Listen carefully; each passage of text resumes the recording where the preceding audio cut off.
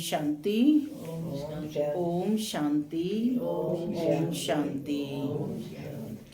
बाबा के यहाँ आज है 27 जनवरी 2024। आज बाबा ने मीठी मधुर मुरली में बताया कि तुम बच्चे कौन हो, गॉडली स्टूडेंट हो। और गॉडली स्टूडेंट की लाइफ कैसी होती है? सबसे best. Godly student life is the best, सबसे अच्छी होती है ना। कोई चिंता फिक्र नहीं रहती है, मौज मस्ती की जीवन होती है। तो बाबा कहते हैं कि हमें पढ़ाई रोज पढ़नी है और पढ़ानी है। बाप रूहानी सर्जन है। तो रूहानी सर्जन क्या देगा? ज्ञान और योग की बड़ी ही फर्स्ट क्लास खुराक हम बच्चों को खिलाते हैं ताकि रूह यानी आत्मा शक्तिशाली बन सके। और बाबा का फरमान भी है कि हर एक को आत्मा रूप में देखना है। आत्मा रूप में हम सब भाई भाई हैं, यही दृष्टि पक्की करनी है। सुनते हैं आज के ईश्वरीय महावाक्य। बाबा कहते, मीठे बच्चे, रूहानी सर्जन तुम्हें ज्ञान योग की फर्स्ट क्लास वंडरफुल खुराक खिलाते हैं। यही रूहानी खुराक एक दो को खिलाते सब की खातिरी करते रहो।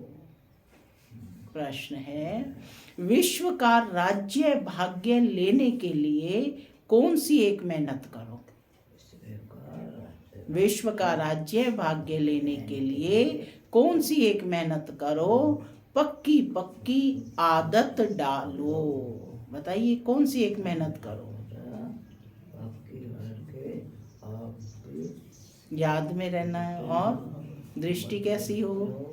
भाई भाई की दृष्टि हो, माने देह का भान भी निकल जाए, स्त्री पुरुष का भी नहीं, सिर्फ आत्मा को देखना है।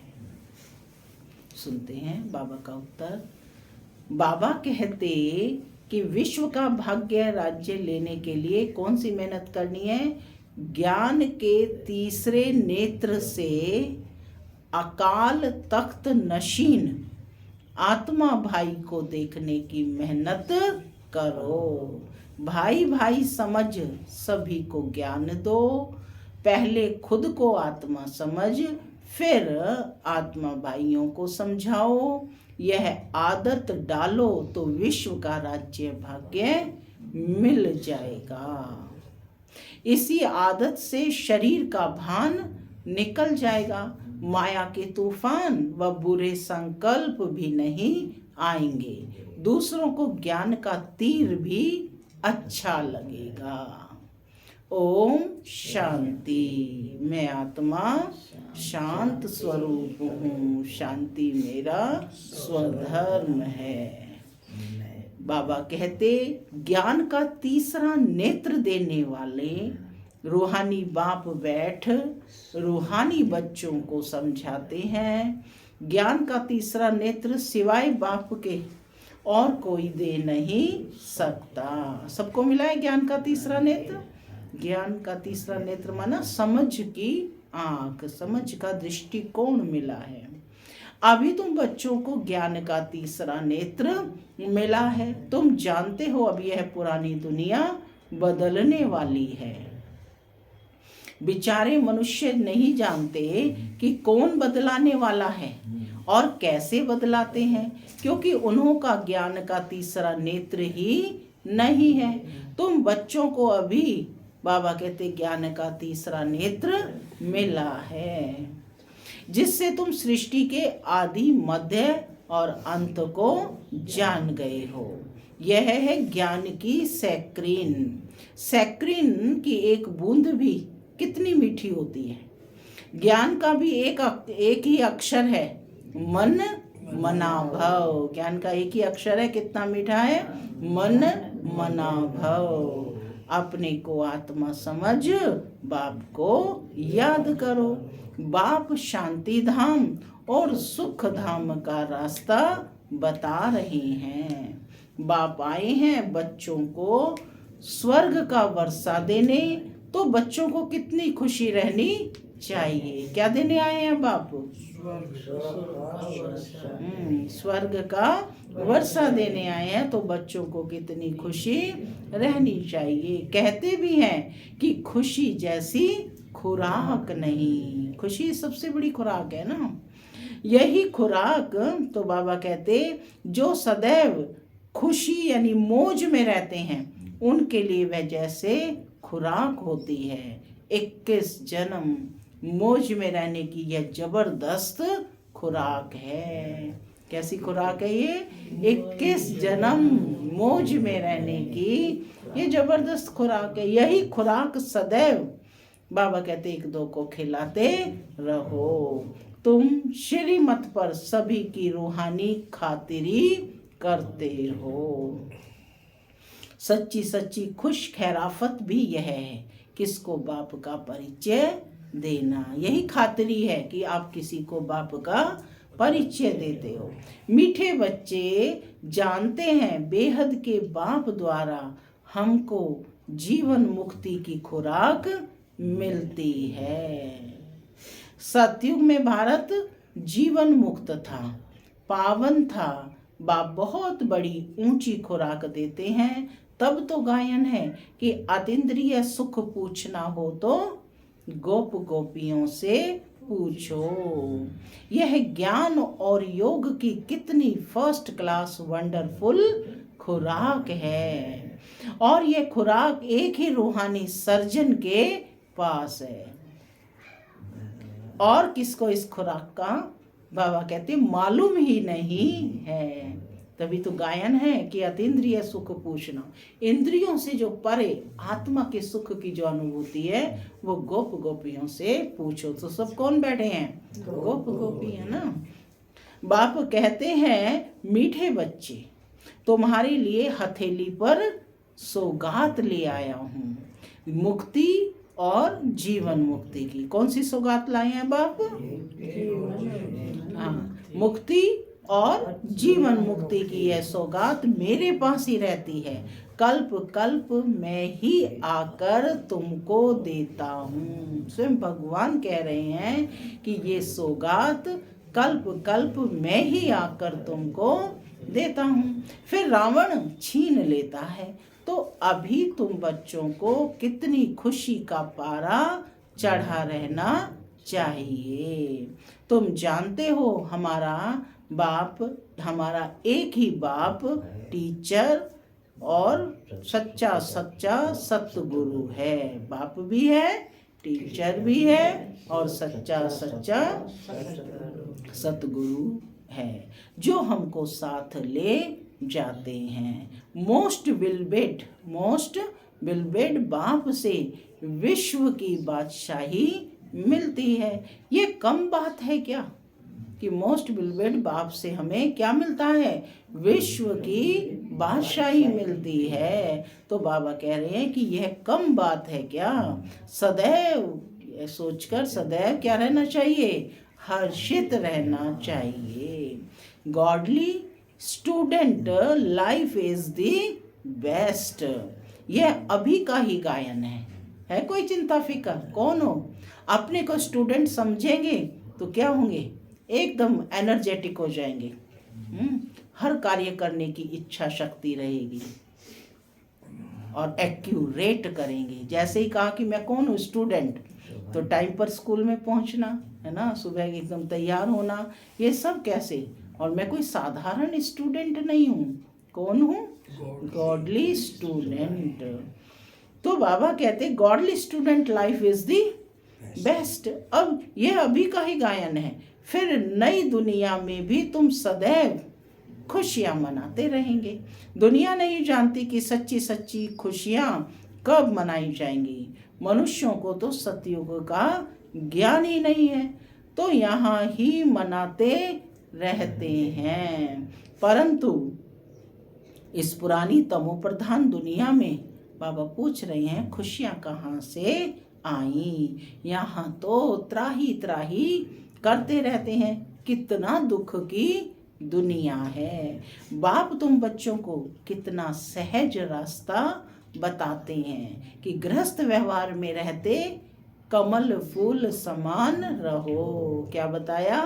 गृहस्थ व्यवहार में रहते कमल फूल समान रहो, धंधा दौरी आदि करते भी मुझे याद करते रहो। जैसे आशिक और माशूक होते हैं, वह तो एक दो को याद करते रहते हैं, वह उनका आशिक और वह उनका माशूक होता है। यहाँ यह बात नहीं है, यहाँ तो तुम सभी एक माशूक के जन्म जन्मांतर से आशिक हो रहते हो।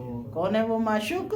परम पिता शिव परमात्मा, जिसके सब आशिक हैं। बाप तुम्हारा आशिक नहीं बनता, तुम उस माशूक को आने के लिए याद करते आए हो। जब दुख जास्ती होता है तो जास्ती सुमिरन करते हैं, तब तो गायन भी है। क्या गायन है? दुख में सिमरन सब करे, हाँ सुख में करे ना कोई, है ना। हाँ, दुख में ही भगवान को याद करते हैं। तो सतयुग त्रेता में तो याद ही नहीं किया भगवान को, है ना। द्वापर से हमने पुकारना शुरू किया। तो बाबा कह रहे हैं कि तभी तो गायन है कि दुख में सिमरन सब करे, सुख में करे ना कोई। इस समय का बाप भी सर्व शक्तिवान है। दिन प्रतिदिन माया भी सर्वशक्तिवान तमो प्रधान होती जाती है। इसलिए अब बाप कहते हैं, मीठे मीठे बच्चे देही अभिमानी बनो। क्या बनना है?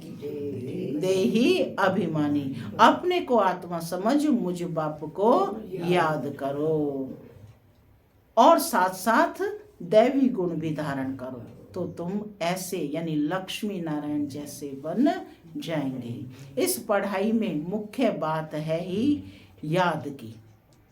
पढ़ाई में मुख्य बात क्या है? याद की। ऊंचते ऊंच बाप को बहुत प्यार से स्नेह से याद करना चाहिए। वह बाप ही नई दुनिया स्थापन करने वाला है। बाप कहते हैं, मैं आया हूँ तुम बच्चों को विश्व का मालिक बनाने, इसलिए अब तुम मुझे याद करो तो तुम्हारे अनेक जन्मों के पाप कट जाएं। पतित पावन बाप को ही बुलाते हैं। अब बाप आए हैं तो जरूर पावन बनना पड़े। बाप दुख हरता सुख करता है। बरोबर सतयुग में पावन दुनिया थी तो सभी सुखी थे। अब बाप फिर से कहते हैं कि बच्चे शांति धाम और सुख धाम को याद करो। क्या क्या याद करना है? शांति धाम और सुख धाम को याद करते रहो। अभी है संगम युग, खिवैया तुमको इस पार से उस पार ले जाते हैं। कौन है खिवैया? स्वयं बाप खिवैया है ना। खिवैया तुमको इस पार से उस पार ले जाते हैं। नैया कोई एक नहीं, सारी दुनिया जैसे एक बड़ा जहाज है, उनको पार ले जाते हैं। तो मीठे मीठे बच्चों को कितनी खुशियाँ होनी चाहिए। तुम्हारे लिए तो सदैव खुशी ही खुशी है। बेहद का बाप हमको पढ़ा रहे हैं। वाह, यह तो कब ना सुना ना पढ़ा। कभी सुना कि भगवान आकर के स्वयं पढ़ाते हैं और आप कौन हो? गॉडली स्टूडेंट हो। तो बाबा कहते बेहद का बाप हमको टीचर बन पढ़ा रहे हैं। वाह, यह तो कब ना सुना ना पढ़ा। भगवान आज मैं तुमको राजयोग सिखाता हूँ। तुम रूहानी बच्चों को राजयोग सिखा रहा हूँ, तो पूरी रीति सीखना चाहिए, धारणा करनी चाहिए, पूरी रीति पढ़ना चाहिए। पढ़ाई में नंबर वार तो सदैव होते ही हैं। अपने को देखना है, अपने को देखना है कि मैं उत्तम हूँ, मध्यम हूँ या कनिष्ठ हूँ, क्या हूँ। बाप कहते हैं अपने को देखो, मैं ऊंच पद पाने के लायक हूं क्या? रूहानी सर्विस करता हूं क्या? स्वयं की स्वयं चेकिंग करनी है, क्योंकि बाप कहते हैं बच्चे सर्विस एबल बनो। क्या बनना है? सर्विस एबल बनो, फॉलो करो। मैं आया ही हूँ सर्विस के लिए, रोज सर्विस करता हूँ, इसलिए ही तो यह रथ लिया है। कभी सुना है कि बाबा ने छुट्टी की है आज? नहीं ना। तो बाबा कहते मैं रोज सर्विस करता हूँ, इसलिए ही तो यह रथ, यह कौन सा रथ? ब्रह्मा का रथ लिया है। इनका रथ देखो, बाबा बता रहे हैं कि बीमार पड़ जाता है तो मैं इनमें बैठ मुरली लिखता हूँ। मुख से तो बोल नहीं सकते तो मैं लिख देता हूँ, ताकि बच्चों के लिए मुरली मिस ना हो। तो मैं भी सर्विस पर हूँ ना। स्वयं बाप कह रहे हैं कि मैं भी सर्विस पर हूँ ना। यह है रूहानी सर्विस। बाप कौन सी सर्विस कर रहे हैं? रूहानी सर्विस, आत्माओं की सर्विस। बाप मीठे मीठे बच्चों को समझाते हैं, बच्चे तुम भी बाप की सर्विस में लग जाओ। On God fatherly service. किस पर हो तुम? ऑन गॉड फादरली सर्विस, ईश्वरीय सेवा में लग जाओ। सारे विश्व का मालिक बाप ही तुमको विश्व का मालिक बनाने आए हैं।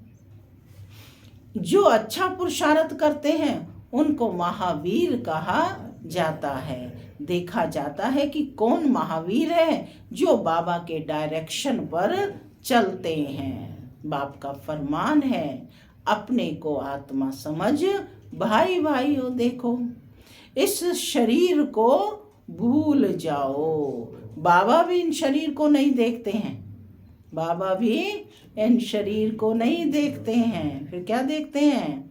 बाप कहते हैं, क्या देखते हैं? मैं आत्माओं को देखता हूँ।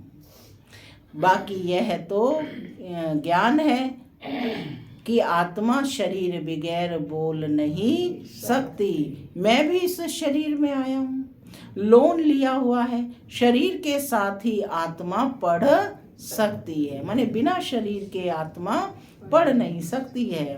तो बाबा कहते शरीर के साथ ही आत्मा पढ़ सकती है। बाबा की बैठक यहाँ है।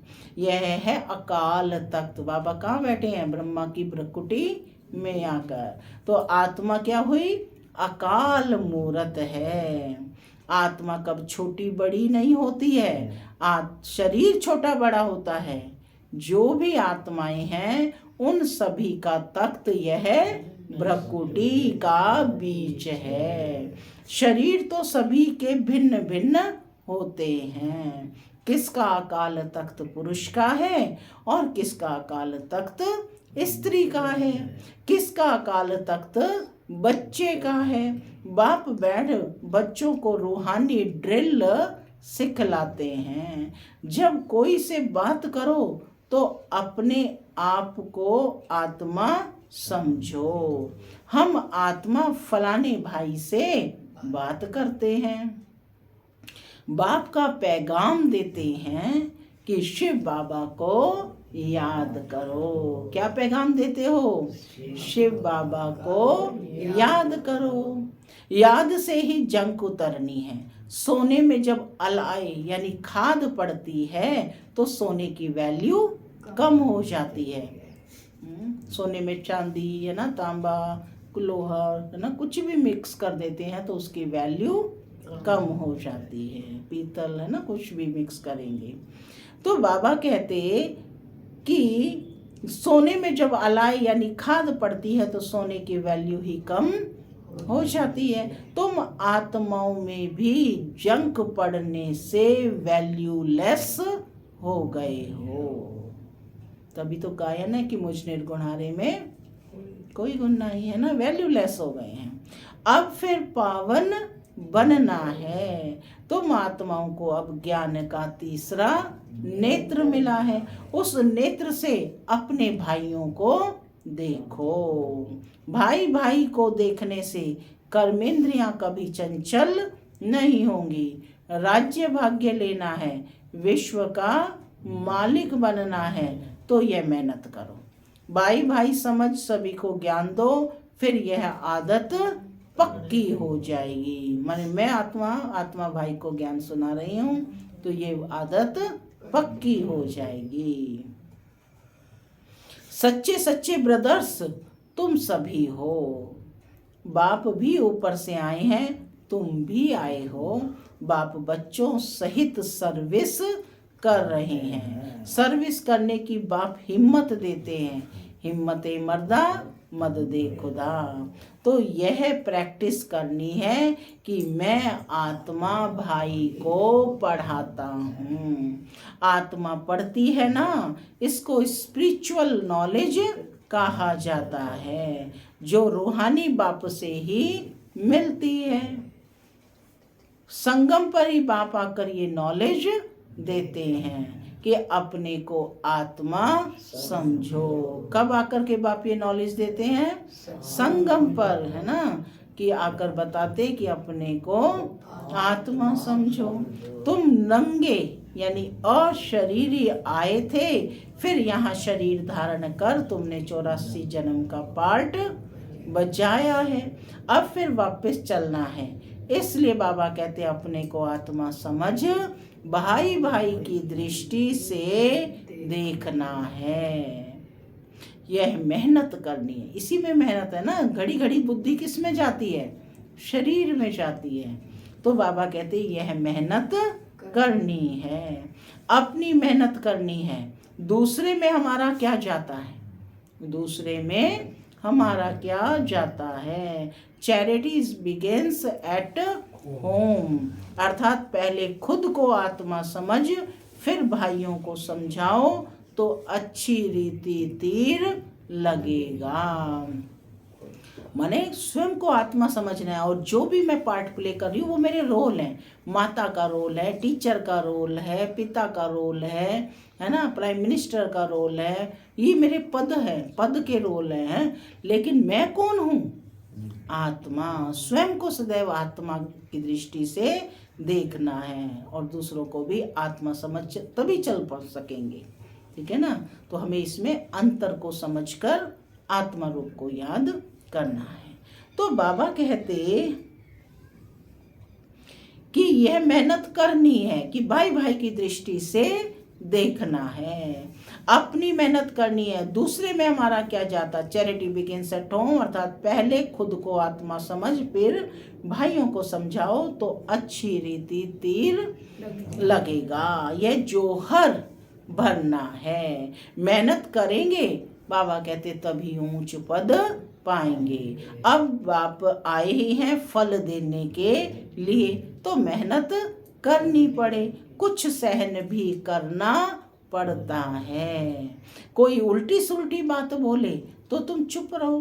तुम चुप रहेंगे तो फिर दूसरा क्या करेगा? ताली दो हाथ से बजती है, एक ने मुख की ताली बजाई, दूसरा चुप कर दे तो वह आप पे ही चुप हो जाएंगे। ताली से ताली बजने से आवाज हो जाता है। बच्चों को एक दो का कल्याण करना है। बाप समझाते हैं, बच्चे सदैव खुशी में रहना चाहते हो तो मन मना भव। क्या कहा? सदैव खुशी में रहना चाहते हो तो मन मना भव, अर्थात मन को बाप में लगाओ। अपने को आत्मा समझ, बाप को याद करो। भाइयों यानी आत्माओं तरफ देखो, भाइयों को भी यह नॉलेज दो। योग कराते हो तो भी अपने को आत्मा समझ, भाइयों को देखते रहेंगे तो सर्विस अच्छी होगी। बाबा ने कहा है भाइयों को समझाओ। सब कौन बैठे हैं? आत्मा भाई बैठे हैं ना सब, चाहे वो स्त्री है या पुरुष है, सब कौन है? आत्मा भाई। तो बाबा ने कहा भाइयों को समझाओ। भाई सभी बाप से वर्षा लेते हैं। यह रूहानी नॉलेज एक ही बार तुम ब्राह्मण बच्चों को मिलती है। तुम ब्राह्मण हो, फिर देवता बनने वाले हो। इस संगम युग को थोड़े ही छोड़ेंगे, नहीं तो पार कैसे जाएंगे। कूदेंगे थोड़े ही कि कूद कर कोई चले जाएंगे। यह वंडरफुल संगम युग है। तो बच्चों को रूहानी यात्रा पर रहने की आदत डालनी है। तुम्हारे ही फायदे की बात है। बाप की शिक्षा भाइयों को देनी है। बाप कहते हैं मैं तुम आत्माओं को ज्ञान दे रहा हूँ, आत्मा को ही देखता हूँ। मनुष्य मनुष्य से बात करेंगे तो उनके मुंह को देखेंगे ना। तुम आत्मा से बात करते हो तो तुम्हें आत्मा को ही देखना है। बल शरीर द्वारा ज्ञान देते हो, परंतु इसमें शरीर का भान तोड़ना होता है। तुम्हारी आत्मा समझती है, परमात्मा बाप हमको ज्ञान दे रहे हैं। बाप भी कहते हैं मैं आत्माओं को देखता हूँ। आत्माएं भी कहती हैं कि हम परम आत्मा बाप को ही देख रहे हैं, उनसे नॉलेज ले रहे हैं। इसको कहा जाता है स्पिरिचुअल ज्ञान की लेन देन। आत्मा की आत्मा के साथ, आत्मा में ही ज्ञान है, आत्मा को ही ज्ञान देना है। यह जैसे जोहर है, तुम्हारे ज्ञान में यह जोहर भर जाएगा, माने ये शक्ति, ये ताकत भर जाएगा तो किसको भी समझाने से झट तीर लग जाएगा। बाप कहते हैं बच्चे प्रैक्टिस करके देखो, तीर लगता है ना। यह नई आदत डालनी है तो फिर शरीर का भान निकल जाएगा। माया के तूफान कम आएंगे, बुरे संकल्प नहीं आएंगे, क्रिमिनल आई भी नहीं रहेगी। हम आत्मा ने 84 का चक्र लगाया, अब नाटक पूरा होता है। अब बाबा की याद में रहना है। याद से ही तमो प्रधान से सतो प्रधान बन सतो प्रधान दुनिया के मालिक बन जाएंगे। कितना सहज है। बाप जानते हैं बच्चों को यह शिक्षा देना भी मेरा पार्ट है, कोई नई बात नहीं है। हर 5000 वर्ष के बाद हमको आना होता है।